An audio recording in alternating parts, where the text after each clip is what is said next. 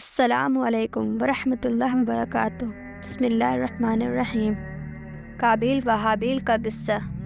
قرآن مجید میں حضرت آدم علیہ السلام کے دو بیٹوں قابیل و حابیل کا قصہ ہے۔ حضرت آدم علیہ السلام اور حضرت حوا علیہ السلام کی بہت اولاد ہوئی۔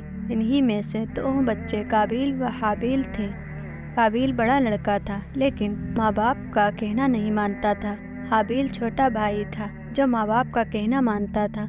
ایک لڑکی تھی جس سے قابیل شادی کرنا چاہتا تھا، مگر حضرت آدم علیہ السلام و حوا علیہ السلام اس کی شادی اپنے چھوٹے بیٹے حابیل سے کرنا چاہتے تھے جو نیک اور شریف تھا، اس لیے قابیل اپنے ماں باپ اور اپنے بھائی کا دشمن ہو گیا۔ اللہ تعالیٰ نے حکم دیا کہ تم دونوں قربانی کر کے پہاڑ پر رکھ جاؤ، جس کی قربانی قبول ہوگی اس سے عقل ماں کی شادی کی جائے گی۔ اللہ تعالیٰ کو اپنے نیک بندے بہت پسند ہوتے ہیں اور وہ ان کی مدد کرتا ہے۔ آسمان سے ایک آگ آئی اور حابیل کی قربانی کو لے گئی، یعنی حابیل کی قربانی قبول ہو گئی۔ اب اس کے بھائی قابیل کو بہت غصہ آیا۔ اس نے حابیل سے کہا، میں تجھ کو قتل کر دوں گا۔ حابیل نے کہا، اللہ نیک بندوں کی قربانی قبول کرتا ہے، تم مجھ سے لڑو گے تو میں تم پر ہاتھ نہیں اٹھاؤں گا۔ آخر ایک دن قابیل نے حابیل کو قتل کر دیا۔ دنیا میں یہ پہلا قتل تھا جو قابیل نے اپنے بھائی حابیل کا کیا۔